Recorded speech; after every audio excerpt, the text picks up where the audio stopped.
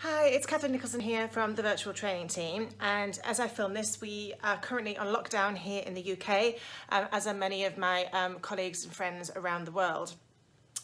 So a lot of training is happening virtually right now, but not everywhere. So if I look at some of our clients and some of the changes that we've seen, we have some organisations who have just stopped all training whatsoever. It's like, let's just focus on other things right now, understandably.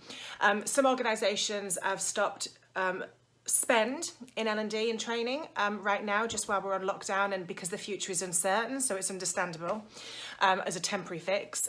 We've got other organisations that are saying, do you know what, we've got a bit of time in our hands, maybe now is a great opportunity for us to invest in our learning and development. Other organisations are using L&D to support virtual workers. You know, everyone's working remotely right now, or many people are.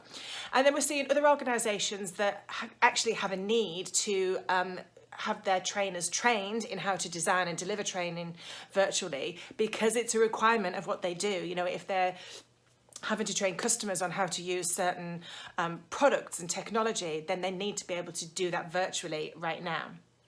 So when lockdown's over, is everyone going to rush back into face-to-face interactions? No, it's unlikely that it will ever be the same again, and more people we know are going to be working remotely, and virtual training is on the rise. But are your L&D colleagues convinced that this is the way forward? If we just push them into it, they're likely to resist. So we need to make sure that we're supporting them so they can be at their best when they're delivering and designing virtual learning.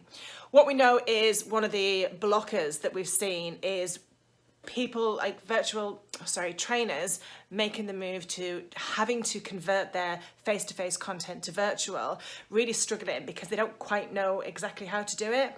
And so the result that they deliver isn't the best that it could be, because everything's just a bit different in the virtual world. You know, even the way that we ask a question to a group could determine whether we get a tumbleweed moment that's an awkward silence, or we get responses. So please support your L&D colleagues in helping them have the skills that they need to take their brilliant face-to-face experience and replicate it in a virtual environment. Of course, we can help do that, but if you don't use us, use each other. You know, practice, work it out, put the time in, it's worth it. Something else that can help also is to give them a demo of what great virtual training looks like. Have them experience it. We've found that you can say to people, do you know what, it's really interactive, it's just as effective as face-to-face, if not more sometimes, but until people actually experience that, they don't really truly get it. And the amount of times we have people say at the end of either one of our demos or the first time they've been on one of our virtual workshops, it's like, oh wow, that was way better than I expected. It was way more interactive than I expected. And we're like, yes, we told you it would be. But until you've actually experienced that, it's difficult to know for sure.